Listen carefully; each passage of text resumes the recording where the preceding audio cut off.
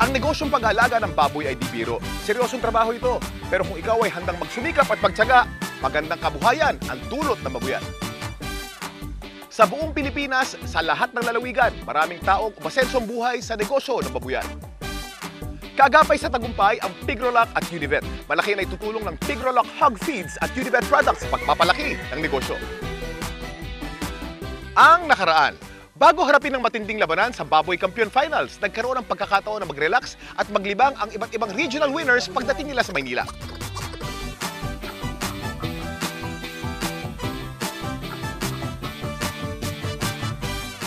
Tuloy-tuloy ang kanilang pagpapasyal. Mula sa kamanghamanghang Ocean Park, tumuloy naman sa pinakamalaking mall sa Asia, mga Baboy Kampiyon. Nagtapos sa isang masarap at masayang hapunan ng unang araw sa Maynila ng mga Baboy Kampiyon. Kinabukasan, lumakbay ang mga kampiyon patungong Pigrolac Feed Mill sa Pampanga, kung saan ay nasaksihan nila ang world-class na paggawa ng Pigrolac, ang partner nila sa pag-asenso sa negosyong babuyan.